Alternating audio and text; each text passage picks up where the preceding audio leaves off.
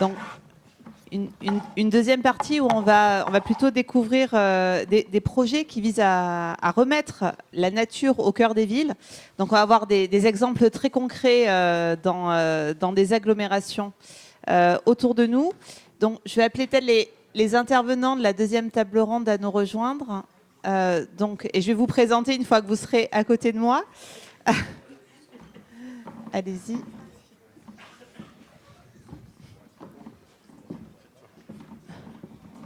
Alors, vous y êtes très bien. On va essayer de faire au mieux. On a pris pas mal de retard. J'en suis désolée. Donc, je vous présente, les intervenants de cette deuxième table ronde. Donc, Guillaume Cantagrel, vous êtes directeur du programme urbain Grand Parc Garonne sur Toulouse Métropole. C'est un vaste projet d'aménagement des berges de la Garonne. Sylvain Nigré, donc vous êtes paysagiste et urbaniste, vous êtes associé au sein de l'agence de paysagistes d'ici là à Nantes et vous allez nous parler d'un projet sur lequel vous avez eu la maîtrise d'ouvrage en matière de paysagisme, si je ne me trompe pas. Palmarès du paysage, voilà. Sur la ZAC Pierre-Mille-les-Îles, qui est donc un projet sur Nantes, le long de la rive sud de la Loire. Donc François Durchetti, vous êtes pilote du projet Plantant 1 million d'arbres excusez-moi, on commence à fatiguer à Bordeaux Métropole. Et Lionel Sevilla, vous êtes conseiller municipal délégué au patrimoine naturel et à la biodiversité à la ville de Bayonne. Et puis vous êtes également conservateur du domaine d'Abadia. On en a beaucoup parlé dans la première partie.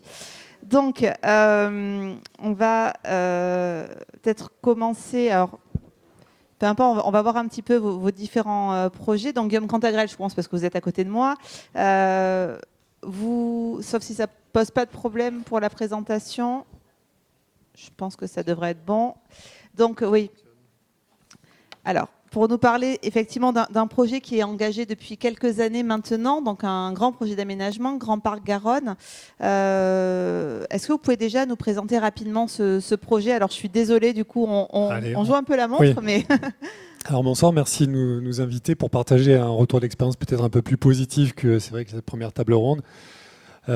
Sur un projet qui a fait l'unanimité des groupes politiques, qui a été voté par Toulouse Métropole, qui est la valorisation du fleuve et un projet de résilience urbaine autour de la Garonne. La Garonne à Toulouse est dans la métropole qui concerne 7 communes.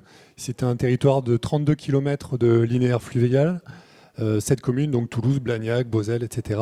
Et qui se découpe en 3 séquences, si on peut montrer la diapo suivante. Un projet initié en 2012. Est-ce qu'on peut avancer? Voilà.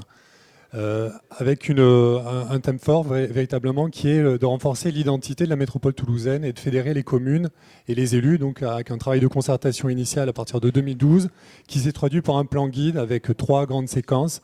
Ils sont des entités paysagères assez contrastées. Le centre-ville de Toulouse, vraiment l'arc culturel avec les éléments très patrimoniaux. La Garonne aval qui est une séquence beaucoup plus végétale et de préservation et de mise en valeur de la nature. Et une dernière séquence qui est l'île du Ramier.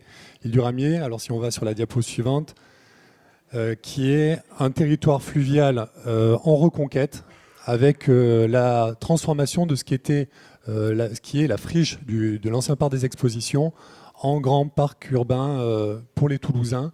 On est sur un territoire qui fait à peu près 3 km de linéaire sur 800 mètres à 1 km de largeur et qui est complètement enserré dans le tissu urbain toulousain, constitué de grands équipements, si on peut montrer la diapo suivante. Alors, à la fin du 19e siècle, début du 20e siècle, c'était un parc de loisirs qui a été aménagé, donc il n'y a pas de passé industriel sur cette partie nord de l'île du Ramier. Et le site, si on poursuit, a été urbanisé et c'est anthropisé, notamment sur la deuxième partie du XXe siècle, avec la construction de grands équipements, stadiums, piscines Nakache, qui sont des équipements très très importants pour les Toulousains. C'était la plus grande piscine d'Europe à l'époque, de style art déco. Et surtout après-guerre, la construction à partir de 1950 des halls successifs du parc des expositions qui sont venus grignoter le parc et ce parc de belle époque. Alors, en termes de concertation, à partir de 2017, les élus ont souhaité ouvrir une large concertation sur le devenir de ce lieu qui est complètement saturé par ces équipements, pour l'ouvrir sur un certain nombre de thématiques, qu'on retrouve en bas, une boussole de valeurs. Et voilà, donc le rapport à l'eau, l'écologie urbaine, le développement des sports et la culture et création qui sont l'identité de cette île en reconquête. Alors, ce qui est intéressant sur l'île du Ramier, c'est que, vous l'avez dit, on est quand même sur un endroit qui est assez stratégique, hein, qui est en cœur de ville, un endroit où il y avait donc un parc des expos avec une activité économique. Vous m'avez dit il y a de la voirie, bon, il y a un certain nombre de choses qui en faisaient quand même un site avec un intérêt assez stratégique. Ce qui est intéressant, c'est que là, donc Toulouse Métropole a choisi de redonner à la nature une grande partie de ces hectares-là en plein cœur de ville, alors que bon, Toulouse, 4e ville de France, pleine expansion, etc. Avec, encore une fois, on revient à ce qu'on a dit sur la première table ronde, mais toutes les exigences contradictoires, les besoins de logement, les besoins d'activité économique, etc. Et puis là, il y a une décision qui est forte, c'est renaturer. Il y a même une partie qui est sanctuarisée, je crois. Voilà, la partie sud, dans le travail de recomposition de la nature en ville, de gradient, effectivement, va être totalement sanctuarisée pour préserver une biodiversité ordinaire et exceptionnelle, parce qu'on a des milans noirs, on a un certain nombre de chiroptères qui sont là dans un réservoir de biodiversité aux portes de la ville, et que l'on va permettre, au contraire, en renforcement de ripisylve, d'accéder vers le centre-ville de Toulouse et de regagner, depuis la confluence avec l'Ariège, la confluence Garonne-Ariège, de revenir et redessiner vraiment toute la trame verte et bleue à l'intérieur de Toulouse. Voilà, donc le choix a été fait dans les années 2015 de mémoire de relocaliser le parc des expositions dans un nouveau parc des expositions, mais de format plus compact avec des parkings silos plutôt que d'avoir des grands parkings en extérieur sur 10 hectares. Le choix a été fait de reconstruire sur la zone aéroportuaire de Blagnac un nouveau parc des expositions au nord de Toulouse et de libérer une emprise de grande importance. On est entre 10 et 12 hectares on est à 500 à 800 mètres de la place du Capitole. Voilà. Donc pour les Toulousains, avec un principe de passerelle et de transformation du rapport modal à la voiture, parce que cette île a été adaptée dans les années 60 à la voiture, construction de ponts, on voit les infrastructures d'échangeurs.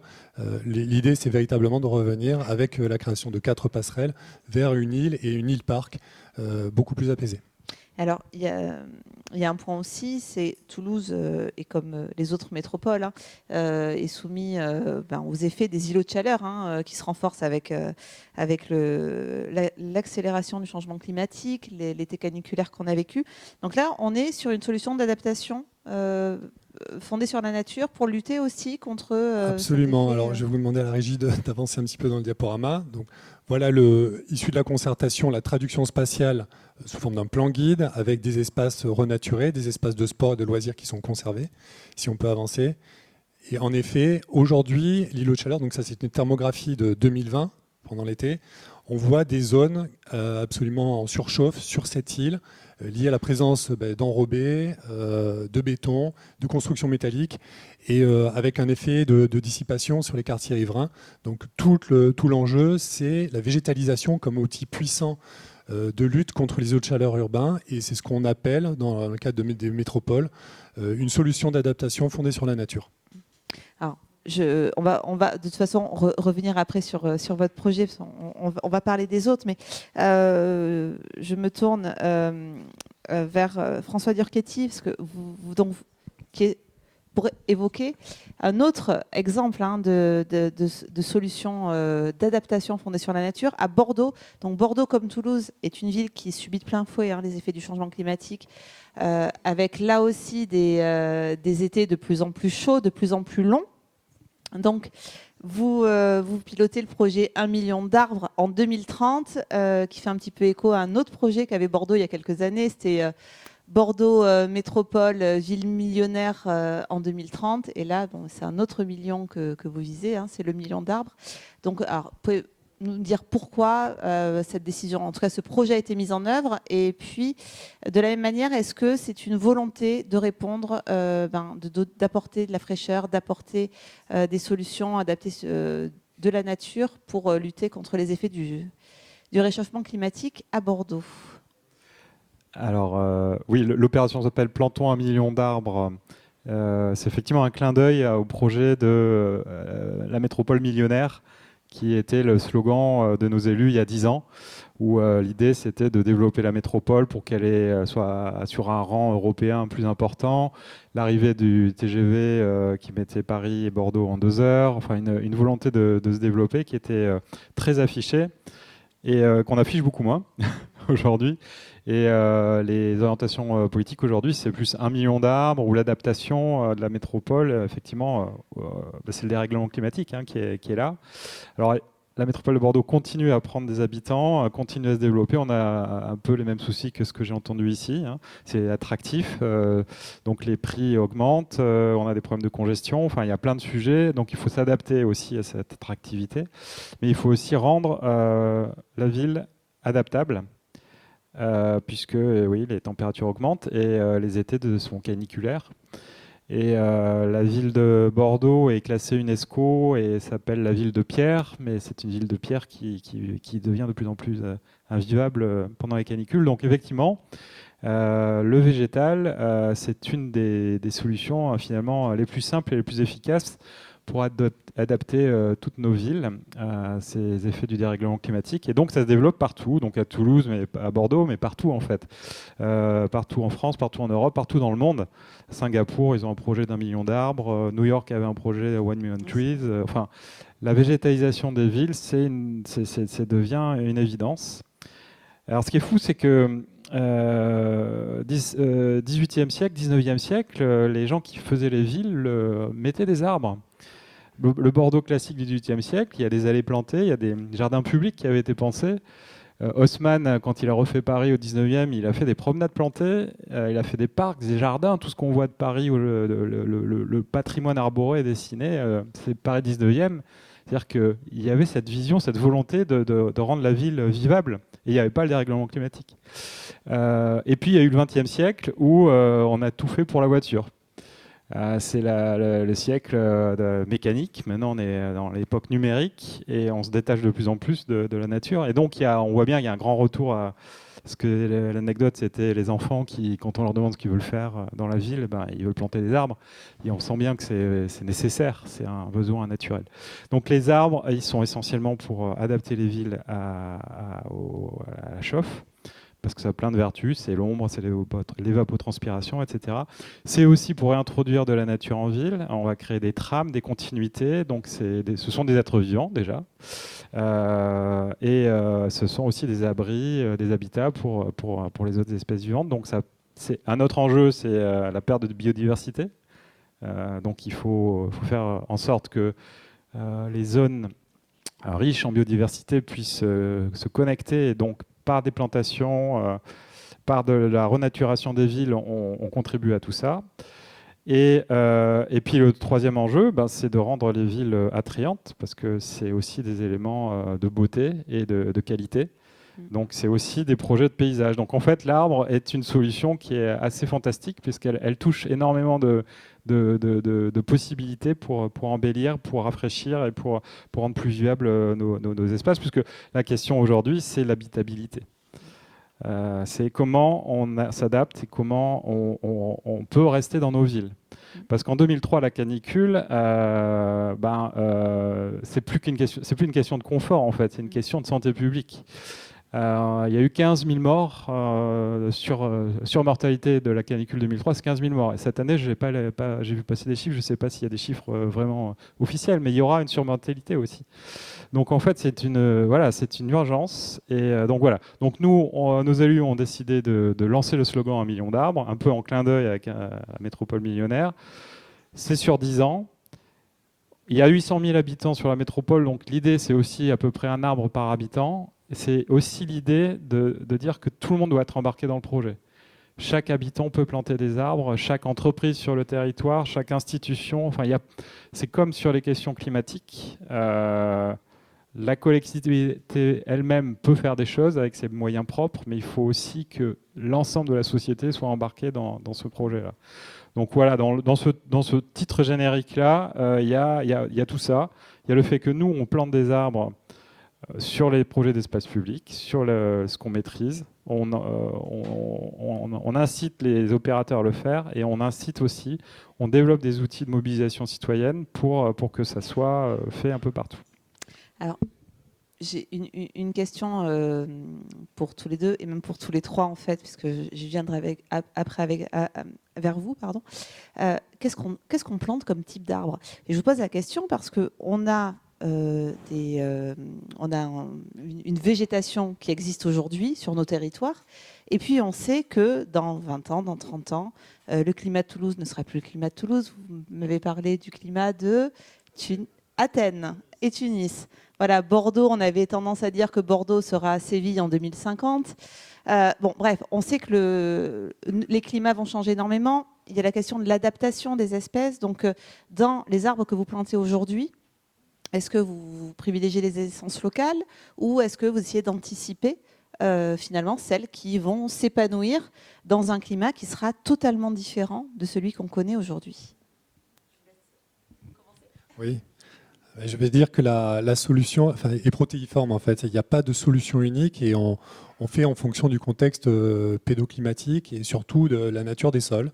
Alors, par exemple, sur l'île du Ramier, il y a vraiment une différenciation entre ce qu'on fait sur les berges de Garonne, où là on va aller chercher plutôt des essences indigènes, de l'aulne, du sol, etc., qui ont des caractéristiques génétiques proches. Alors on a eu une crue sur les début janvier à Toulouse qui a fait monter la Garonne à peu près 50 cm sur l'île, qui a déposé à peu près 2 à 3 cm de limon, dans lesquels il y a eu des graines notamment de peupliers blancs.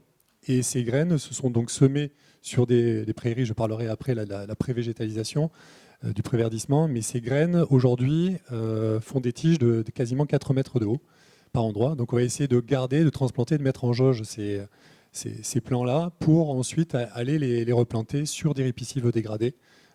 Voilà, donc ça c'est une première approche concernant les berges, avec un contexte de milieu plutôt aquatique et humide.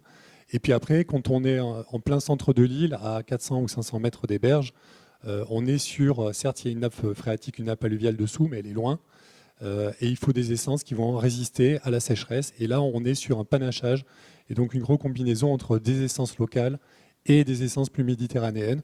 Donc ça va être le cas sur des massifs de vivaces, par exemple. On va aller vraiment, il y a des parcelles tests qui sont en cours d'expérimentation avec des personnes des bureaux d'études et l'INRA de Montpellier sur des essences, ça peut être de la lavande, ça peut être la bruyère, la ciste, et des essences qui vont certainement mieux résister au climat futur.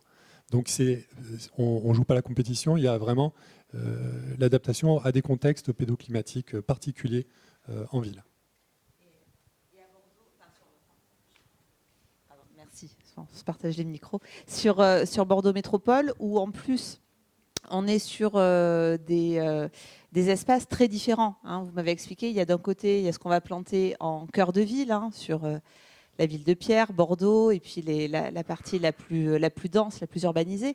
Puis il y a aussi ce que l'on va planter sur les zones moins artificialisées, plus naturelles. Vous m'avez parlé de zones agricoles. Il y a ces fameuses jalles à Bordeaux qui sont des espèces naturelles humides d'une grande biodiversité. Donc, comment vous articulez tout ça et avec quelles espèces? Alors effectivement, Bordeaux Métropole, c'est 28 communes, c'est pas que Bordeaux-Centre, et c'est 58 000 hectares. Et c'est un territoire qui est en fait pour moitié en espace naturel, agricole ou forestier. 50% de la surface de Bordeaux Métropole, c'est ça. Donc il y a des territoires qui sont effectivement très différents. Et planter des arbres en hypercentre, c'est pas exactement la même chose que planter des arbres en périphérie, au-delà des boulevards, jusqu'à la rocade, où on est plutôt sur des structurations, des trames, et aller au-delà encore, où on est plutôt sur des espaces naturels, où là on va plutôt privilégier la diversité dans les boisements. On a quelques bois monospécifiques de pins dans la région, donc on aimerait bien que ce soit un peu diversifié. On va encourager la création de haies bocagères, l'agroforesterie. Voilà. Selon la zone où on va intervenir, les objectifs vont être un peu différents.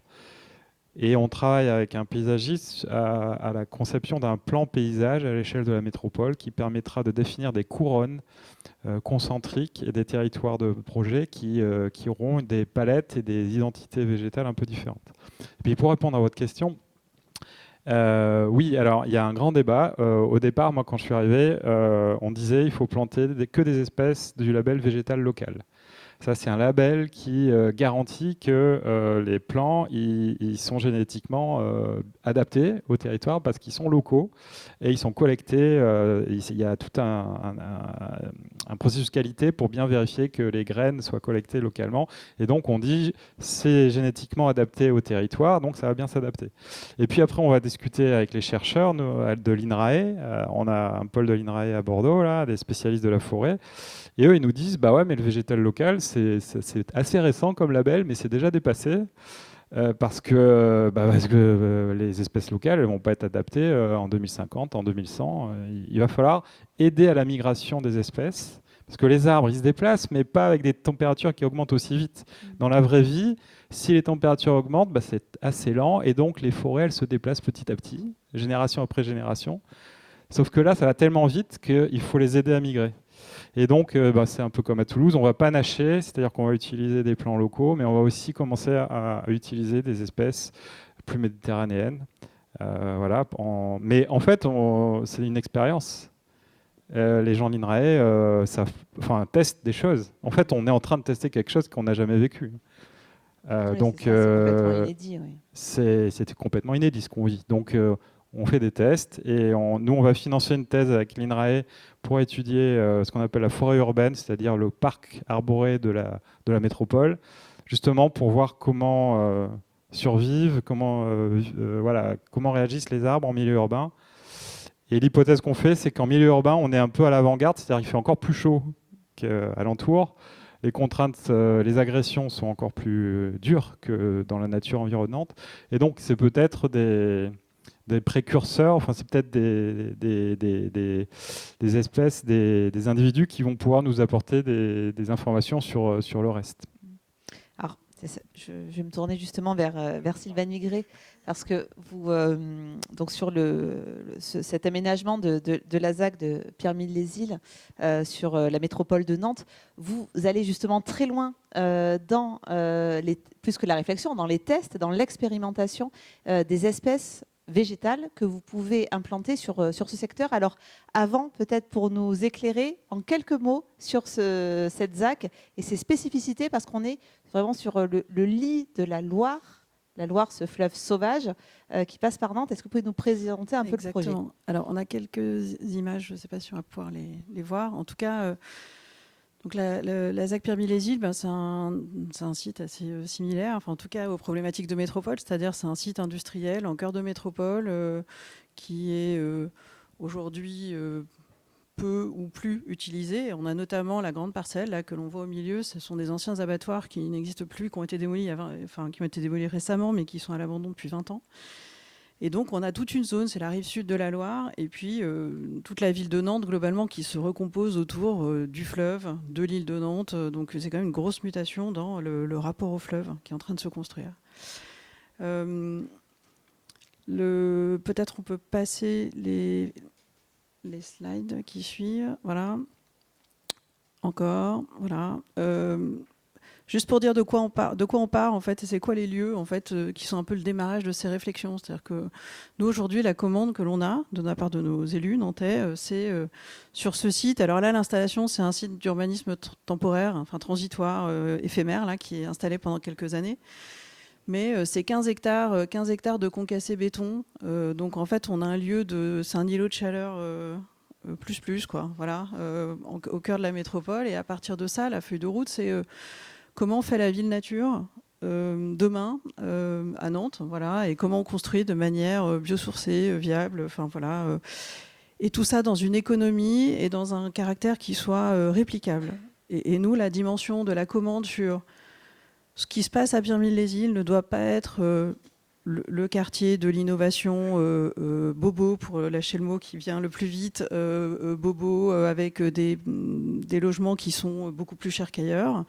C'est-à-dire que l'économie doit être l'économie de celle de la ville de Rezé. Les moyens et les coûts des espaces publics sont ceux de la ville et de la ville de Nantes, parce qu'ils sont les deux collectivités sont associées. Et donc, autour de cette ZAC, elle a été pensée comme un laboratoire qui a pour visée d'alimenter en direct les services de la ville, les services de la métropole, et on est extrêmement en lien avec eux sur comment en fait déjà aujourd'hui nos pratiques, nos tests influent en fait leurs pratiques, alors qu'on est nous aussi que dans l'expérimentation pour le moment. Donc on a ce premier site et peut-être on peut voir les 2 images d'après. Ensuite, là cette rue là aujourd'hui. Cette rue, c'est la rue de la Bacille. Alors en fait, c'est la rue qui longeait la Loire historiquement. On est assez loin de la Loire hein, quand on est là, alors qu'en réalité, on est à 50 mètres, mais c'est une rue qui s'est poldérisée. On a des hangars qui se sont construits partout, donc on ne la voit plus sur 1 kilomètre. Et puis juste derrière, quand on descend, là, on retrouve un panorama. On est au cœur de Nantes, c'est la carte postale, avec en réalité des milieux naturels préservés d'une qualité incroyable. Voilà. Préservé parce que là on n'y est pas quoi. Voilà. Et puis une caractéristique très très importante, c'est que en fait l'océan va jusqu'à Nantes. En fait dans le cœur de Nantes, c'est la bascule entre la Loire fluviale et la Loire maritime, et donc on a la marée. Et non seulement on a un sujet de montée d'eau et de Xynthia, parce que là pour le coup nous c'est un sujet du quotidien dans la réflexion de ce projet. Ça fait partie des indicateurs, donc c'est-à-dire l'eau, cette eau mouvante qui bouge et sur lequel nous on a tenu à ce que tout le projet raconte ça. C'est-à-dire que franchement la logique de l'aménagement dont on hérite, c'est aussi une logique qui a beaucoup fait disparaître l'aléa, c'est-à-dire que les canalisations, l'eau elle part dans des canalisations, donc on la voit plus, on se rend pas compte qu'il y en a ou qu'il y en a beaucoup, et donc projet, c'est un projet sur lequel le territoire est à risque, la collectivité nantaise est à risque, et c'est dit et redit, et le projet là vise à le montrer encore plus, c'est-à-dire le niveau d'eau, on le voit quand c'est marée basse, on le voit, et donc tout le travail notamment sur la berge et sur le parc inondable mouvant, c'est-à-dire l'idée que demain peut-être qu'aménager un parc, c'était pas juste aménager un lieu dans lequel on va partout, mais un peu comme l'exemple du Ramier, que l'on allait rendre la berge à la Loire et qu'on allait pouvoir y aller dans les moments où l'eau serait suffisamment basse. Pour pouvoir y aller, et c'est quand même un changement d'optique assez fort sur lequel la collectivité a largement adhéré. Oui, du coup, elle est allée assez loin parce qu'on accepte de rendre à la nature, en l'occurrence à la Loire, son lit naturel. Alors on comprend, hein, évidemment. Vous êtes allé en plus assez loin dans les modélisations des risques de submersion, de crues. Donc aujourd'hui, évidemment, toute la modélisation, elle est faite. En fait, il y a des études hydrauliques, réglementaires, et même le PPRI a été mis au point avec le projet urbain. Donc c'est un cas assez rare, je crois, en tout cas, de discussion avec l'État, c'est-à-dire où le projet et le réglementaire discutent en amont.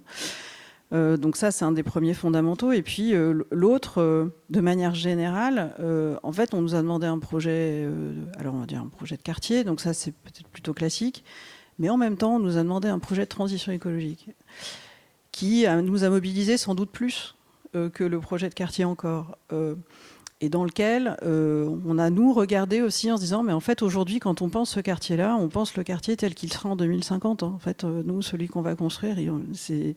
Donc on est bien obligé, en tout cas, nous, on pense que c'est nécessaire de se dire que c'est bien ce que l'on conçoit qui devra être prêt aux enjeux de 2050, parce que ça se pense, en fait, aujourd'hui. Et quand on s'est plongé, en fait, là-dedans, on a pris, même en étant... par ailleurs, tous très impliqués dans l'équipe et très mobilisés, on s'est pris un certain nombre de claques, quand même assez fortes, en se rendant compte de l'ampleur, y compris à notre échelle, mais en fait à l'échelle de tous les acteurs, à la fois combien on n'était pas prêts, voilà, pas prêts, ou en tout cas combien on reproduisait des schémas sans doute qui n'étaient pas à la hauteur. Moi, en tant que paysagiste, sans doute le message le plus fort, c'est l'échange que l'on avait pu avoir avec Robert Votard, alors qui est un expert du GIEC, et qui nous disait en septembre 2019, la probabilité que l'été 2020 soit frais ou plus frais que la normale, c'est 4%. Et en fait, ça, c'est un chiffre qui est hyper important, parce qu'en fait, la canicule qui n'existe pas qu'à 4%, ça veut dire qu'elle est récurrente, ça veut dire que c'est le sujet de tous les étés et pas en 2050, dès maintenant. Ça veut dire que la restriction d'eau est le sujet de tous les étés. Et à ce moment-là, en fait, en 2019, justement, nous, on avait des services, là, la ville de Nantes, qui était un peu sous le choc parce que pour la première fois, la préfecture a fait des arrêtés d'eau sur l'arrosage. Et qu'une collectivité comme Nantes, c'est 1200 hectares, dont 650 sous arrosage automatique. Donc en fait, il y a une mutation de la manière de penser, de gérer tous les espaces existants déjà qui est colossale. Donc eux, ils ont un défi qui est vraiment majeur, ils y travaillent, et c'est un sujet de tous les jours. Mais pour nous, ça a posé le premier jalon. Alors évidemment, la crise de l'eau est déjà là. Alors, puis après l'été qu'on vient de passer, encore plus. Je pense que là, il n'y a plus de doute. Mais ça veut dire que le projet devra se débrouiller sans eau. Sans arrosage. Sans arrosage, voilà. Et prendra ce qu'il prendra. Sans réserve d'eau aussi. Sans réserve d'eau aussi. C'est le deuxième jalon en fait que l'on a posé. Et on le voit d'ailleurs peut-être sur la slide d'après. En septembre 2020, effectivement, 80 départements ont arrêté sécheresse, hein, donc on était dedans. Et en 2022, slide d'après encore, tous les records dépassés. Et donc là, nous, le 42 degrés à Nantes. Évidemment, on a une collectivité qui n'est pas du tout équipée pour. Quoi. Enfin, on a une ville qui n'est pas du tout armée pour. Donc, les 42 à Nantes, ça a été, je peux parler avec mon collègue nantais, totalement invivable. Donc, qu'est-ce qui s'est passé? Les gens qui ont pu sont partis. Voilà. Les gens qui ont pu sont partis, se réfugier aux frais. Et puis que fait-on des autres, quoi. Voilà. Ça veut dire que la ville, effectivement, elle doit pouvoir anticiper ça. Et donc tout ça, ça nous a fait faire un travail d'introspection très très fort sur comment on produisait le paysage, enfin globalement comment on produisait la ville. Et sans doute, peut-être la question un peu spécifique de ce projet, c'est un peu la méthode qui a été menée. On a rencontré 80 acteurs qui sont les acteurs de la transition écologique, c'est-à-dire les entreprises vraiment qui produisent, qui vont fabriquer ce quartier. Ceux à qui on va demander de faire du biosourcé dans les bâtiments. Et nous, les acteurs de la filière du vivant, en se disant, OK, en fait, on va changer les standards. Est-ce que nos entreprises, derrière, elles sont prêtes? Elles en sont où de la réflexion? Chez les pépiniéristes, on en est où là, du réchauffement climatique? Est-ce que les arbres de demain, ils sont en stock dans les pépinières ou... Et là, on s'est rendu compte, d'abord, ça nous a permis de situer toutes les filières, hein, de se rendre compte ce qu'elles savaient faire, la paille, le bois, le chanvre, enfin voilà, toutes. Et de se rendre compte que, en tout cas, à l'échelle nantaise, la filière du vivant, c'était celle qui était la moins prête. Et c'est un choc. Presque en fait, paradoxalement. Paradoxalement, c'est là où on a eu... Alors, il y a eu des gens concernés et impliqués, mais on a aussi eu des pépiniéristes qui nous ont dit nous, on produit ce qui se vend. Voilà. Donc, quitte à ce que ça n'ait aucun avenir. Ah oui, effectivement, c'est intéressant votre question. J'en parlais lundi à la réunion. Quoi. Et on est un peu tombé des nues en se rendant compte. Nous, on se disait, on a un gap à franchir, mais en fait on n'est pas tout seul, quoi. C'est-à-dire que, et là, c'est toute la chaîne d'acteurs et tout le projet, il s'adresse. En fait, pour nous, il se dit, en fait, cette question de réplicabilité, elle engage toute la chaîne d'acteurs. Et nous, dans le cadre du projet urbain, dans le fond, on produit de la commande. On va produire une commande pour acheter 40 millions d'espaces publics. Donc, la collectivité a quand même entre les mains une carte à jouer pour produire de la commande qui structure aussi les filières derrière, quoi. C'est-à-dire qu'il y a un lien un peu économique à monter en place, et c'est comme ça qu'on l'a pris. Et donc, c'est là qu'on en est arrivé au fait de se dire, très bien, si les entreprises ne sont pas prêtes, c'est le projet urbain qui va tester pour tout le monde.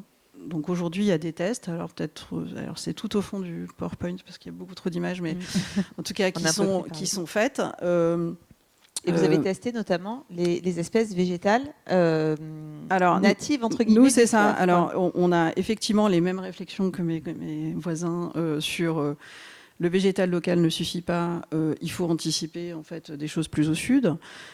Mais nous, on a aussi intégré dans la composition du projet urbain l'idée que globalement, à part peut-être sur la banquise, en fait, à l'état naturel, même dans le sol le plus dégradé, il y a toujours un type de végétation qui s'installe. Alors, c'est pas le modèle théorique de biodiversité que l'on pourrait avoir sur les bords de Loire en général, mais en réalité, nous, on pense que c'est celui avec lequel il va falloir que l'on bosse, parce que remettre de la terre végétale sur Pirmil-les-Îles, c'est-à-dire sur les 80 hectares de sol aride que je vous ai montré, en fait, ça consomme 40 hectares de terres agricoles. Ben, on n'a plus les moyens de faire ça. Donc, à partir du moment où on n'a plus les moyens de faire ça, eh bien, on se dit que c'est notre sol aride, là, il est comme il est, donc c'est du sable. Ben, nous, on a 4 mètres de sable. Eh bien, dans du sable, il y a quand même des choses qui poussent. Eh bien, c'est ça qui fait la stratégie de végétation, c'est celle qu'on teste. Et on organise dans le projet des formes de, on peut dire, de ronciers. Voilà, c'est un truc qui est très, très rural, de ronciers qui font partie du projet dans lequel il y a de la végétation qui va venir s'installer, il y a des plantes qui prendront le pas sur les autres. Pas très bien. Ça veut dire que nous, comme concepteurs de paysage, on a mis beaucoup de lâcher prise dans la question de la végétation, en se disant, mais en réalité, c'est le sol qui va choisir tout seul, avec la quantité d'eau qui lui arrivera, ce qui poussera tout seul. Et on va tout miser là-dessus. C'est le projet, il est tout complètement pensé autour de cette idée-là, parce que du coup, on n'a pas de modèle théorique. Moi, je ne sais pas dire... Enfin, si, on a quelques idées quand même. On n'est pas complètement dans la... C'est pas complètement au hasard, mais non, j'ai pas de modèle théorique de ce qui va complètement être la végétation demain à Pierremille-les-Îles. Mais par contre, on est assez sûr que ce qui se mettra en place tout seul, c'est sans doute la meilleure chance qu'on puisse donner à ce territoire. Oui, c'est ce qui résistera le mieux. Ça me fait penser ici à... Alors, deux choses par rapport à ce que vous disiez, et après on viendra sur Bayonne. C'est intéressant aussi, vous l'avez montré, ce type de projet, ce sont des leviers de changement, d'accompagnement aussi, des changements de pratiques, des acteurs économiques, de structuration des filières. Je fais juste un tout petit parallèle avec Toulouse, parce que sur le projet de l'île du Ramier, vous avez quand même une grosse démarche en termes d'économie circulaire, peut-être en 2-3 mots. Alors c'est vrai que la ressource en terre végétale, ça va être un grand challenge là, pour les années à venir. Alors nous, déjà, rien que sur le sujet de la terre, sur l'économie circulaire, en dialoguant avec nos collègues des sports, la construction des bâtiments publics, etc., on a eu des gisements et des capacités à récupérer de la terre végétale sur de la réfection de terrains de foot, sur des projets de construction municipaux, sur aussi la compostière municipale, le BRF, enfin les broyats végétaux issus des déchets d'élagage de la ville de Toulouse. On a récupéré en fait et on vient réensemencer finalement ce sol une fois qu'on a enlevé la croûte d'enrobé et les graves 0,20 qui sont dessous. Mais sans aller sur des terres agricoles. Sans aller sur des terres agricoles. Donc on a déjà à ce stade récupéré un tiers des besoins en terre végétale du site. Et ça nous permet déjà de planter on fait un semis d'engrais vert par-dessus et pour avoir un recouvrement. Donc très vite, depuis 1 an et demi, en fait, les espaces de l'île du Ramier sont en reconquête écologique en réactivant les cycles naturels et donc le redéveloppement des micro-organismes du sol, le fait de réinjecter, se mettre à redégrader du carbone, fixer l'azote avec une prairie de luzerne et de légumineuses, par exemple, de luzerne, notamment de trèfle. Ça permet finalement, avec des moyens assez rudimentaires, assez rustiques, et finalement avec une économie très circulaire sur les sols, avec des collègues de la collectivité, finalement, de trouver des solutions assez simples. Et après, il y a une autre thématique qu'on a essayé de pousser dans le cadre du projet du Grand Parc Garonne, c'est la déconstruction des bâtiments. Et ce bâtiment, ce parc des expos, qui avait 40 000 m² de hall construits, et tous les enrobés et tous les parkings qu'il y avait autour, on a pu engager, on a eu la volonté d'intégrer dans les marchés publics de travaux une clause d'économie circulaire. Donc ça, c'était il y a 4 ans. Et c'était un peu les balbutiements. Ça anticipe un peu l'ère 2020. Ouais. Et finalement, en donnant une note assez pointue, à 20% de la note sur le jugement des entreprises, plus des visites qu'on avait prévues dans le cadre de la phase d'appel d'offres, avec l'obligation de se mettre en cheville avec des filières ressources. On a fait en sorte, avec une trentaine de visites d'entreprises alliées à notamment des associations du monde de l'économie sociale et solidaire, notamment Emmaüs Toulouse, donc c'est l'entreprise Cassin TP à Toulouse qui a eu le marché, associé avec des conventions de dons avec Emmaüs Toulouse. Et là, on a eu des choses très intéressantes parce qu'on a pu, en laissant plus de temps, alors ça c'est une vraie obligation également, c'est la temporalité des projets, il faut laisser plus de temps pour nouer ces interactions entre acteurs. mais on a pu récupérer des kilomètres de câbles, des tableaux électriques, des plaques en bois qui ont resservi dans le réseau Emmaüs ensuite à être remaniées sous forme de mobilier, sous forme de murs d'escalade. On a eu un démontage sélectif d'une grande partie du parc des expositions avant d'attaquer vraiment le dur à la démolition et faire du fraisade enrobé, du fraisade de béton. Il y a eu un travail préparatoire avec des associations. Il y a eu Électriciens du Monde. Donc il y a eu 6 km de câbles cuivre qui ont été récupérés, des tableaux électriques, des disjoncteurs, 90 disjoncteurs qui ont été récupérés. Ce matériel-là a permis de nourrir des projets humanitaires dans différents pays. Donc voilà, en laissant le temps aux acteurs et en étant un peu directif sur la commande publique, on a pu faire des choses intéressantes. Et aujourd'hui, donc le taux, aujourd'hui la loi impose 70% de valorisation, réemploi ou recyclage de matière en tonnage. Là, sur le parc des expos, on est à 98%. Avec la totalité des enrobés des bétons qui sont repartis sur des projets d'infrastructure et un démontage sélectif. Et on est allé à tel point que même l'entreprise Cassin, qui est titulaire du marché, a remonté sur son propre site un des halls du parc des expos, l'a déboulonné entièrement. C'est un système de charpente métallique, a trouvé des sous-traitants pour le faire et réinstaller, donc avoir le permis de construire. On les a aidés pour avoir le permis de construire identique sur un autre site en périphérie de Toulouse. Et donc sur leur site, ils ont pu installer un nouveau hangar qui leur sert là aussi de stockage pour le recyclage et la revalorisation de déchets de bâtiments. C'est intéressant de voir comment ça peut aussi infuser effectivement d'autres secteurs. Je me tourne vers vous, Lionel Sevilla, puisque vous êtes élu à Bayonne et en charge justement des questions de patrimoine naturel, de biodiversité. Donc là, Bayonne, c'est un petit peu différent. On n'est pas comme à Bordeaux, à Toulouse ou à Nantes sur des grandes métropoles. Il n'empêche, il y a toujours cette articulation entre des zones densément urbanisées, des zones plus naturelles. Je vais justement revenir avec vous sur la plaine d'Anceau. Et ça fait faire un petit peu un parallèle avec l'exemple de Nantes sur la capacité que peut avoir la nature à venir absorber clairement des aléas climatiques et en particulier des problématiques d'inondation ou de crues, comme nous, on peut les vivre ici aussi au Pays Basque en hiver par exemple. Alors, effectivement, la ville de Bayonne est une ville d'eau, comme on l'a vu là sur les deux projets précédemment. On a effectivement un fleuve et une rivière qui structurent la ville. Et en amont, en avant de la ville, on a des zones naturelles qui ont été identifiées déjà depuis plusieurs années, qui viennent stocker l'eau, qui viennent récupérer toute cette eau en période de crue ou en période de flux important du fleuve ou de la rivière.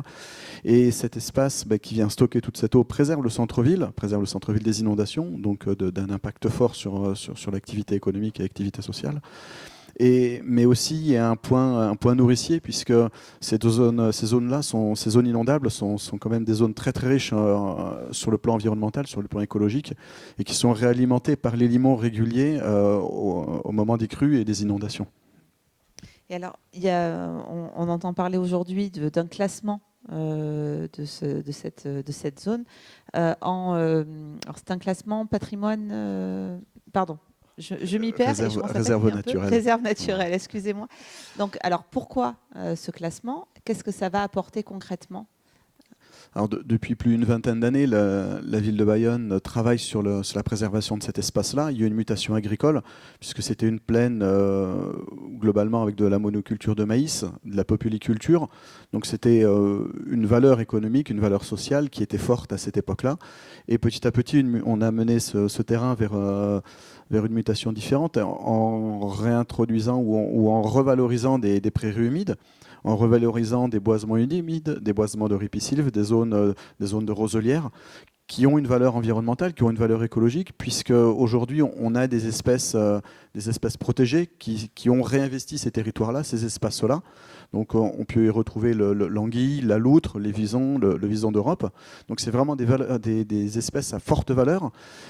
Et ce qui nous intéresse, c'est finalement de marquer dans le temps, pour les autres générations, l'importance de ces territoires-là.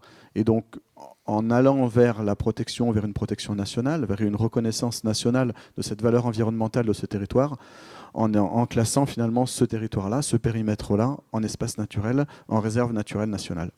C'est une façon de le protéger sur le long terme. Alors, à Bayonne, vous m'avez expliqué en fait une stratégie en tout cas de valorisation et de place, la place de la nature dans la politique de la ville bayonnaise. Et s'appuie plutôt sur un principe de corridor, c'est bien ça? Est-ce que vous pouvez juste nous expliquer un peu comment ça fonctionne? Oui, alors la ville se structure en plusieurs quartiers. On a identifié que finalement dans ces quartiers-là, on avait une entité végétale qui s'était développée finalement à l'échelle des jardins, à l'échelle de l'urbanisation, de l'aménagement un petit peu que chacun pouvait en faire. Autour de ça, on a, comme toutes les villes, on a notre aménagement urbain, notre politique de développement d'espaces verts. Et finalement, on a peu de connexions ou peu de relations entre des espaces verts d'importance qu'on a pu créer en ville, puisqu'on a plus de 40% de la surface de la commune qui sont aujourd'hui positionnés en espaces verts, et peu de connexions entre ces jardins, ces espaces verts, et finalement les espaces naturels périurbains qu'on peut avoir. Et donc, on s'accroche aujourd'hui à générer finalement des liaisons entre ces espaces naturels, ces espaces verts et des jardins privés, pour donner des corridors, pour donner des zones d'échange finalement aux espèces, aux différentes espèces, et pour faire augmenter finalement la valeur écologique et donner des territoires plus intéressants aux différentes espèces, aux insectes, aux oiseaux et aux micro-mammifères qui peuvent se déplacer sur le territoire. Et tout ça, on le met en lien finalement grâce aussi aux trames vertes et bleues qui maillent tout le territoire. J'ai une question à vous poser à vous et à François Durchetti, parce que Bayonne et Bordeaux sont toutes les deux des villes qui sont... Alors, Bordeaux est classé au patrimoine de l'UNESCO. Bayonne, comme Bordeaux, ce sont des secteurs sauvegardés. Donc, il y a un certain nombre de contraintes très fortes sur ce patrimoine historique, ce patrimoine architectural. Alors, je pense notamment à Bordeaux, et je pense que ça peut être simple. Comment on articule la volonté de planter des arbres, de redonner de la place à la nature en ville, en centre-ville, dans la ville de Pierre, avec ce que peuvent vous dire les architectes des bâtiments de France, par exemple, ou autres intérêts qui... Est-ce qu'il y a un architecte des bâtiments de France dans la salle? Parce que c'est difficile. Très difficile. Les ABF sont là pour protéger une vision patrimoniale de la ville. Il faut qu'on voit les façades historiques, et donc il ne faut pas planter d'arbres parce que ça cache les belles façades de pierre. C'est très compliqué, il faut négocier pied à pied. Après, je pense que ça ne va pas pouvoir durer parce que le dérèglement climatique fait qu'il faut vraiment adapter les villes et on n'a pas le choix. Et donc ces positions-là, je pense que ça fait partie de l'ensemble des positions réglementaires qui sont déjà datées. On a plein de règlements dans tous les sens qui nous empêchent de planter des arbres. On a des règlements par rapport aux distances avec les réseaux de concessionnaires pour protéger les tuyaux, en fait, pas pour protéger les arbres. On a des règlements pour la sécurité incendie où on nous dit, les pompiers nous disent qu'on ne peut pas planter trop d'arbres parce qu'il faut que les grandes échelles puissent... évidemment, il y a des questions de sécurité, on comprend bien. Mais peut-être que les pompiers pourraient eux-mêmes un peu s'adapter aussi. Enfin, c'est difficile de faire des choses parce qu'on a des tas de règlements. Et alors les ABF, effectivement, il ne faut pas planter d'arbres parce que sinon ça cache les belles façades. Alors Bordeaux, magnifique façade 18e siècle, effectivement. Mais le cours de l'intendance, je ne sais pas si vous connaissez le cours de l'intendance à Bordeaux, c'est très très beau, mais c'est un enfer au mois d'août. Donc il faut que ça évolue. Après, il y a plein d'arguments historiques. Au Moyen-Âge, les cathédrales, les flèches des églises, elles jaillissaient d'une ville qui était complètement dense. Paris 19e, Haussmann, il a planté plein d'arbres à côté du Louvre, par exemple. Bon, ça choque personne. En fait, je pense que voilà, il y a un débat, je pense, assez important à engager avec cette vision du patrimoine qui, malheureusement, est un peu dépassé, je pense, parce qu'on n'est plus au 18e, au 19e siècle, on est dans un siècle de dérèglement climatique, donc il va falloir s'y mettre, quoi. Donc, il y a des changements de mentalité, effectivement, sur certaines institutions, mais il y a aussi la question du grand public. Et alors, je pense moins aux arbres qu'à leur, entre guillemets, désagrément. C'est-à-dire que quand on plante des arbres en ville, ça fait des feuilles mortes. Quand on veut redonner de la place à la nature et qu'on arrête de désherber, ça crée à Bordeaux, c'est qu'on voit des roses trémières, je trouve ça très beau, mais il y en a qui râlent. On voit des herbes, ce qu'on appelle des herbes folles. Ça fait sale, ça fait négliger, ça ne plaît pas à tout le monde. Donc en gros, comment on fait accepter cette gestion, ce qu'on appelle la gestion différenciée. Lionel Sevilla. Sur Bayonne, par exemple. Sur Bayonne, par exemple. Alors, pour revenir aussi à la question d'avant, on a aussi des problématiques de quartiers sauvegardés, d'architectes des bâtiments de France. Donc, on a réussi à monter certains projets, nous, de plantation d'arbres, notamment d'arbres fruitiers, avec finalement aussi une prospection sur quels sont des fruitiers qui pourraient évoluer en cœur de ville demain, en travaillant avec eux sur certaines implantations, certaines perspectives, certaines façons de faire. Et donc ça fait partie aussi des négociations qu'on arrive à avoir avec eux sur la plantation à proximité de remparts et donc de zones mais finalement avec une architecture particulière. Voilà. Et c'est des projets qui ont été montés en partenariat avec, notamment alors dans le cadre de projets participatifs, notamment avec des scolaires et avec des lycées, enfin avec des établissements des lycées agricoles. Et autour de ça, on a implanté ces vergers en pied de rempart ou en zone de rempart. Et on s'est dit, mais pourquoi gérer ces pieds d'arbres comme on gère un espace vert ou comme on gérerait finalement quelque part un terrain de sport?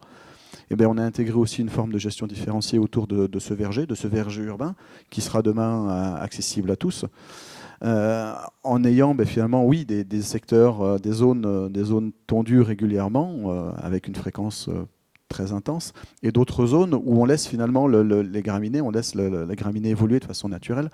Et donc là, autour de ça, il y a une grosse explication, il y a une grosse communication et d'information auprès du public, de l'utilisateur, du riverain qui vient voir ces vergers-là, qui ont été plantés par leurs enfants à cet endroit-là, et sur lequel, finalement, pourquoi il y a toutes ces herbes qui poussent là.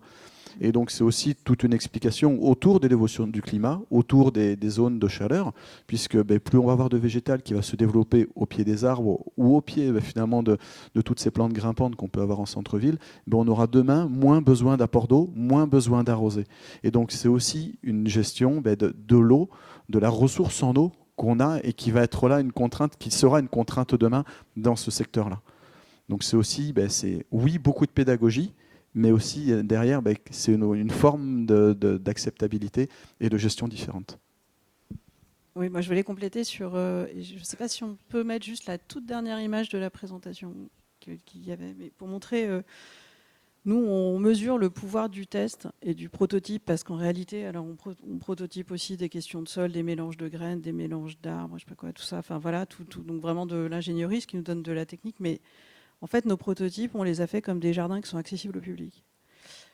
Et donc, c'est des supports. C'est-à-dire, d'abord, c'était très important de se dire que dans le quartier, la première chose que l'on allait voir, c'était les prototypes d'espace public. C'est quand même un sacré changement aussi de culture, de se dire que, alors qu'on pendant des décennies, on a construit la ville en faisant les espaces publics et les parcs à la fin, une fois que tout le monde avait enlevé ses bagages de chantier, donc du coup, il fallait attendre un temps extrêmement long avant que les espaces prennent corps. Et bien là, on a commencé. Et là, cette dernière photo-là, par exemple, c'est une petite tranche donc de 50 mètres d'un parc qui va en faire 800 mètres de long et qui est le prototypage de comment on a remodelé la berge, c'est-à-dire dépolluer, retrouver en fait la pente de la berge initiale. Et en bas, on aperçoit en fait la zone humide qui est remise en place. Là, le projet du parc, il nous permet de remettre 1 hectare de zone humide au cœur de la métropole de Nantes. Je pense qu'on n'aura pas beaucoup d'autres occasions d'y aller aussi fort, quoi.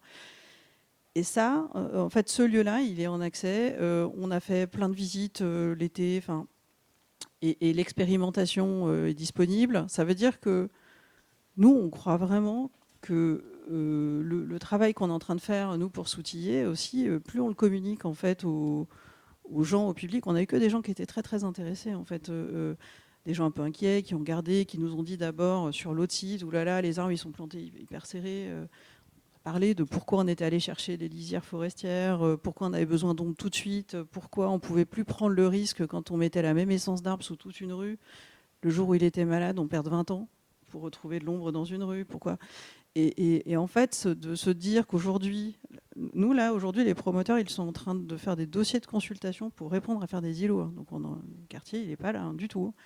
Mais les lieux du parc, la philosophie du parc, les lieux des espaces verts, en fait, ils existent, ils sont concrets, ils sont en accès. Et je pense que ça, la question de mettre en accès, ça rend concret en fait le changement, parce que quand on se dit qu'on va mettre des arbres, en fait, tout le monde se dit qu'il va perdre quelque chose, parce que la ville aujourd'hui, elle a été pensée en se disant qu'on mettait des arbres une fois qu'on avait mis des voitures, des lampadaires, des poubelles et des accès à des parkings, quoi. Et que quand il restait de la place, eh ben, on mettait un arbre. Et que là, on voit bien tout ce qu'il va falloir que l'on change cette façon de faire, et que sans doute les arbres vont prendre la place de quelque chose d'autre. Mais quand on le voit, c'est un côté quand même, ça fait passer un peu des barrières psychologiques en se disant en fait ça va, voilà. Parce que nous on a tous aussi cette contrainte de tout le monde faisait des arbres mais personne n'en veut devant sa fenêtre, voilà. Voilà. Ça veut dire qu'on a aussi par exemple on s'est donné des outils juridiques, la canopée de la ZAC est sanctuarisée. Il y a un outil juridique pensé parce que c'est l'outil climatique majeur du quartier. Donc à partir du moment où c'est l'outil climatique majeur du quartier, il ne peut plus y avoir un débat de l'intérêt individuel de monsieur et madame voilà, qui ne veulent pas la branche devant chez eux. En fait, l'intérêt collectif prime. Donc l'outil juridique est là pour rappeler ça. Oui, on est un peu dans cette démarche-là également sur Bayonne, puisqu'on a identifié de nombreux arbres à valeur patrimoniale, des arbres anciens qui étaient là, présents, qui structuraient le paysage. Et donc, autour de ça, on les a référencés, on les a inscrits, on les a figés dans les documents d'urbanisme. Et derrière, pour accompagner aussi, parce que c'est des arbres qui sont présents sur le domaine public, donc en gestion de la collectivité, mais aussi beaucoup qui sont présents sur le parc privé. Et donc, pour essayer d'accompagner le privé à conserver ce patrimoine-là et à lui redonner une valeur, on a mis en place une charte de l'arbre qui donne une valeur, qui identifie l'arbre et qui finalement nous permet d'accompagner le privé sur la gestion ou la préservation de cet arbre-là, mais aussi demain, dans l'ensemble des projets, sur un arbre qui a été identifié à valeur remarquable, sur une programmation d'urbanisation, et de dire cet arbre-là, il faut le préserver. Et il faut préserver pas uniquement la partie aérienne qu'on voit, mais il faut préserver aussi le système racinaire qui est en fait sa base de vie. Et on ne vient pas avec les engins grattés jusqu'au pied du tronc pour faire passer des réseaux. On préserve aussi tout l'ensemble, tout le domaine vital finalement de cet arbre-là. Et par la signature de cette charte auprès des promoteurs, on vient aussi préserver ce patrimoine végétal. Voilà. Et en faire un patrimoine qui a autant d'importance qu'un patrimoine architectural, par exemple. Il est très tard, je ne sais pas s'il y a une ou deux questions. Oui. Oui, pardon. Ce n'est pas vraiment une question, c'est plutôt une réflexion. Pour signaler qu'en fait, en région Nouvelle-Aquitaine, il y avait quand même 19 territoires à risque important d'inondation, dont Bordeaux, dont Toulouse, dont Bayonne, dont Libourne, d'où venait la jeune femme tout à l'heure, etc., etc. Et que donc ces territoires sont soumis à un plan particulier du risque inondation dont vous avez parlé, puisque sur la Loire, vous êtes concernés aussi. Et que donc ça conditionne énormément les paysages. Alors première réflexion, c'est qu'on a beau s'éloigner de la mer, il y a quand même un risque, mais un risque dit d'inondation. Ensuite, ça conditionne les paysages et que on nous dit de planter des arbres. J'ai rien contre, là, c'est certain. Mais quand on est en bordure de fleuves comme ça avec des risques d'inondation, c'est les zones humides qui peuvent être très importantes.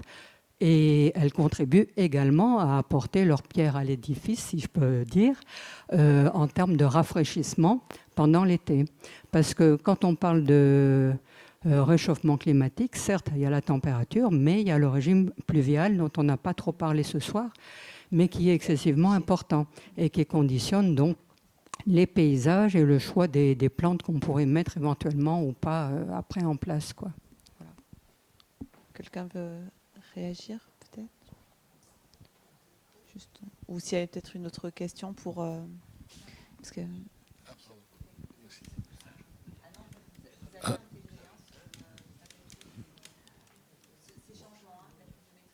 Toute la pluviométrie, en réalité, de toute façon, comme le secteur est en zone, est impacté en partie par la question du PPRI qui a été mis au point avec le projet, ça a été au cœur des discussions. Donc tous les espaces verts ont un rôle hydraulique, tous, en surface, pas de tuyaux. Voilà, et on y tient, et qui a été augmenté par le fait que sur un autre volet majeur de la transition, les élus ont en tout cas soutenu le principe de se dire qu'on faisait aucun parking souterrain parce qu'on était dans la zone de la Loire, et que du coup la question aussi de la transparence hydraulique en sous-sol, elle est stratégique. Moi, je ne peux pas croire. Ça, c'est un phénomène qui est quand même assez mal connu dans les ZAC, notamment parisiennes. On travaille beaucoup à Paris. Il y a un moment, quand on met des boîtes étanches les unes à côté des autres dans le sol, il faut quand même qu'on s'attende tous collectivement à ce qu'on ait des désordres qui reviennent d'une manière ou d'une autre. Donc, nous, la question du stationnement, ça a été un débat très long. C'est un cap de société très très long. C'est le gros volet de la concertation numéro 1, voilà, sur comment on fait pour que ce soit possible en fait, d'être entre son parking silo et chez soi.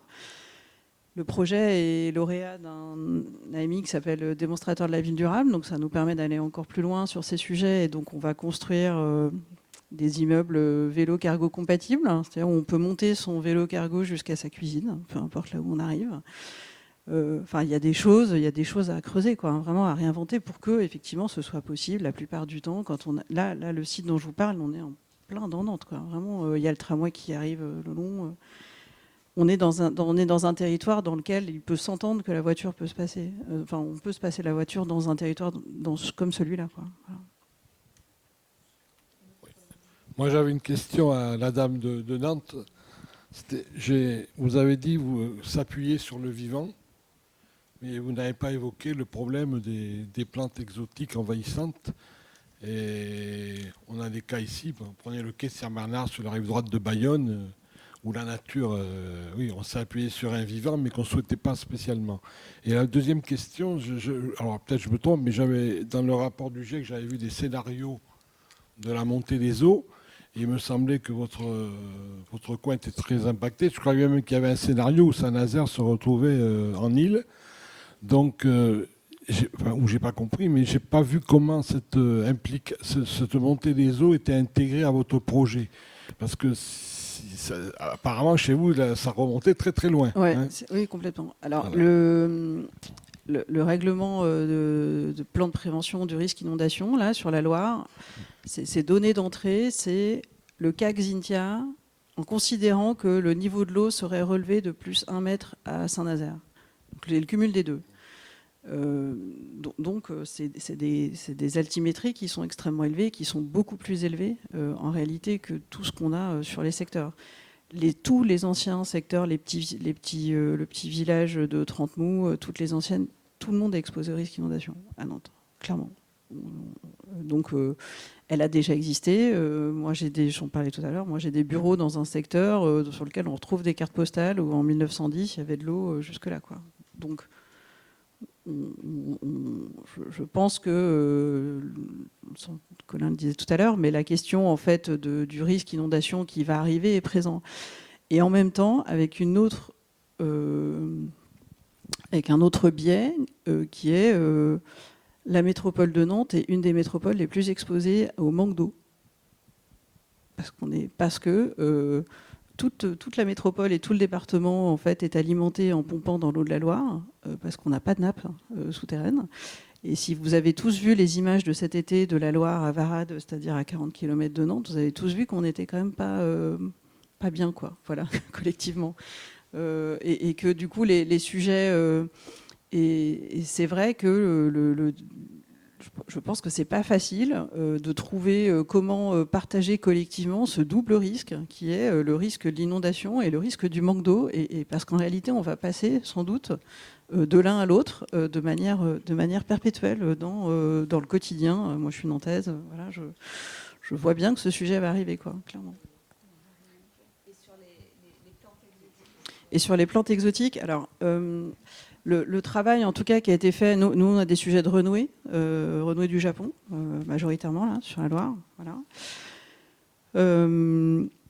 Globalement, en allant, tout ce que l'on fait, là par exemple tout le parc, on a fait un travail pour aller voir dans les modèles naturels que l'on a en amont, en aval de Nantes, c'est-à-dire les endroits où ça n'a pas été touché, quelle était la pente de la Loire à l'origine. C'est-à-dire quand on laisse tranquille le lit de la Loire, comment il est penté, comment ça se passe et tout ça, voilà. Sur ces endroits-là, quand on est dans les pentes naturelles, on a beaucoup moins de problèmes de renouée, quand même. En plus, on est dans des pentes qui sont extrêmement douces. Ça veut dire que quand même, on a un travail de fauche qui est très simple. Nous, la question de la gestion, elle est complètement au cœur aussi là, des débats et des échanges. Donc, on a un travail de fauche qui est extrêmement simple. Et la zone, en fait, c'est une cote assez précise d'implantation de la renouée. Alors, j'ai plus le chiffre, hein, mais bon, voilà, je veux dire, entre la cote 2,45 et 2,85 au-dessus de la Loire. En gros, nous, c'est la zone où la renouée s'installe partout. Par contre, quand cette zone, on la pente beaucoup, qu'on arrive à la faucher régulièrement, on arrive quand même à l'accompagner. Alors, je ne vais pas dire la gérer parce que c'est beaucoup dire. Là, on va tester aussi une méthode de gestion de la renouée qui est de l'enfouissement. En fait, le prototype, nos jardins prototypes, il nous sert, en fait, franchement, à tester énormément de choses, quoi. On teste nos mélanges de terre, des mélanges de graines, des densités de plantation, les végétaux. On a fait du bouturage sur site pour garder le patrimoine génétique local des plantes qui venaient spontanément, c'est-à-dire des peupliers noirs, des choses qu'on ne trouve pas en pépinière. Ça nous sert à tester, en fait, avec les services qu'ont construit le plan de gestion de tous les sites à partir des jardins tests. Donc il y a des relevés, avec eux on rédige en fait les règles de gestion, donc ils sont complètement impliqués dans le processus. Et donc avec eux on va tester une technique de concassage des rhizomes de renouée qu'on enfouit dans la nappe, parce qu'a priori quand ça sature trop en eau, en fait la renouée ne repart pas. Mais on cherche, en fait c'est un projet sur lequel on ne fait que chercher, j'ai envie de dire.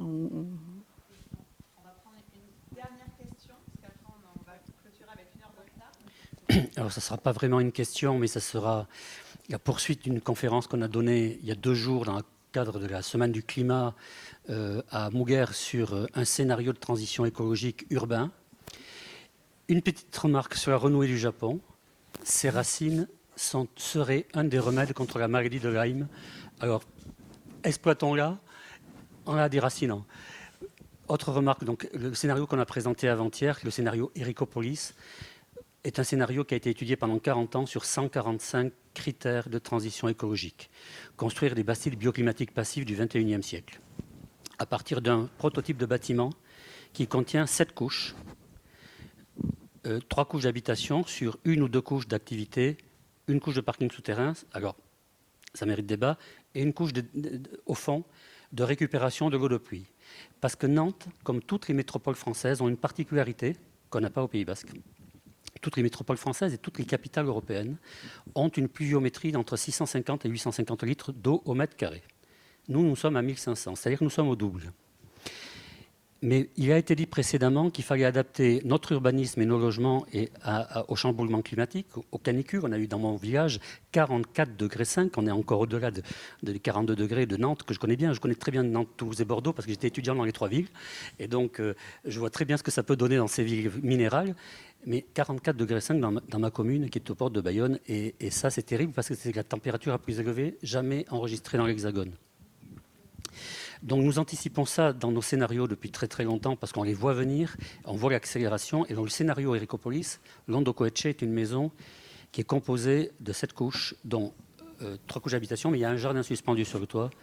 Il y a un système de récupération d'eau de pluie et d'une toiture. Les maisons bayonnaises sont structurées autour de cours intérieures avec des verrières, mais des petites cours intérieures. Là, ce seraient des vrais patios qui feraient dans les 225 mètres carrés, qui seraient recouverts d'un matériau extraordinairement léger, qui s'ouvre et qui se referme en fonction de la pluviométrie, du vent, des températures, et qui est bon, on va faire court, c'est du téflon, c'est du tétrafluorène, tétraéthylofluorène, et qui permet de récupérer l'eau de pluie dans des citernes, de la filtrer par plusieurs couches successives de filtration pour la réutiliser pour tous les usages d'eau non potable dont nous aurions besoin dans le bâtiment, et avec une capacité de stockage qu'on a estimée à environ 750 litres par mètre carré artificialisé, 1 de toiture et 2 éventuellement des voies d'accès à nos quartiers.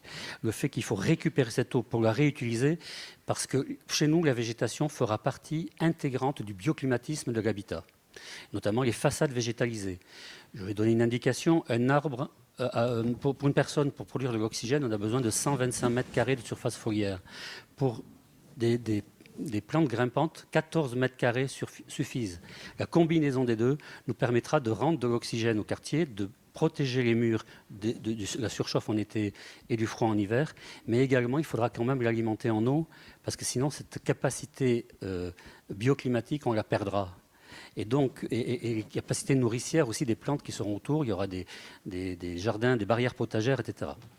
Donc l'idée de stocker l'eau pour la réutiliser plutôt que la laisser filer parce qu'elle tombe très vite. À l'équinoxe d'automne, là, il est tombé 220 mm d'eau en 10 jours. Mais c'est 44% de l'eau qui est tombée en 9 mois. Merci. Bon, là, je vous propose de nous arrêter là. On peut toujours échanger de manière plus off, mais en tout cas de clôturer cette table ronde. Encore merci beaucoup et merci à vous tous. On va les applaudir quand même.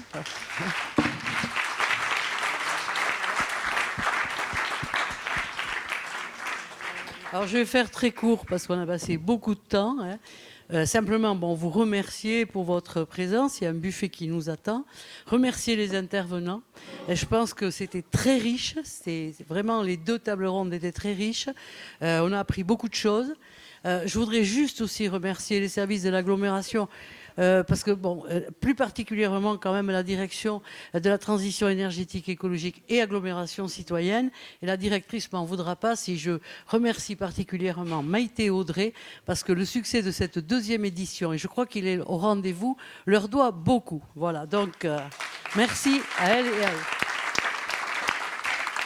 Alors, juste, je ne vais pas commenter particulièrement. Moi, je ne sais pas si je me trompe, si je me plante. Moi, j'aurais appelé cette soirée à la recherche du temps perdu.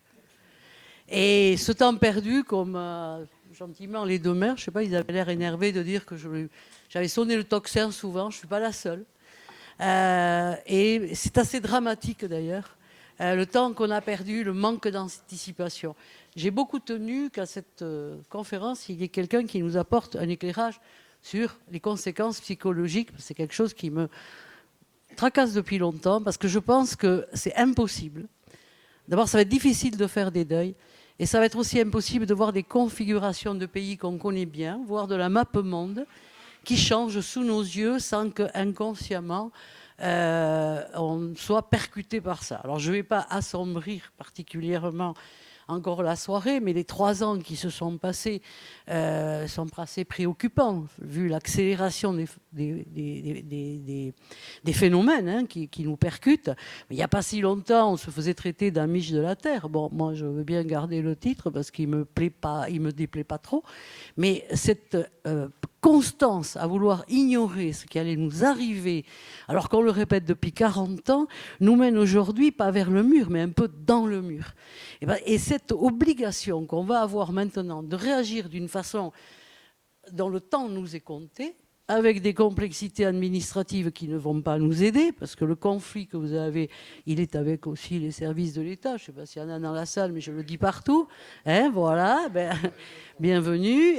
Ils le savent, nous sommes, l'État est schizophrène. On a des injonctions paradoxales tout le temps. Faire des énergies renouvelables, mais pas là parce qu'il y a des oiseaux. Enfin, je ne vais pas refaire un bout de conférence, mais on se heurte à ça tous les jours. Le monde change. Bienvenue dans le nouveau monde. Et il va falloir aussi adapter nos règles administratives à la vie qui s'ouvre à nous maintenant. Et il va falloir trouver des principes de conciliation, un fondement juridique entre les normes qu'on avait avant et l'obligation de s'adapter à un nouveau système, à un nouveau monde, à un nouveau comportement. Il en va de notre avenir. On n'a pas la planète à sauver, on a à sauver la capacité du vivant de poursuivre sur la Terre. Et en nous compris, nous les humains. Voilà. Et tout à l'heure, tu parlais du combat contre la nature. Alors je vais refaire une formule que j'aime beaucoup. Elle est d'Hubert Yves qui disait « L'homme a déclaré la guerre à la nature. S'il la gagne, il est perdu. »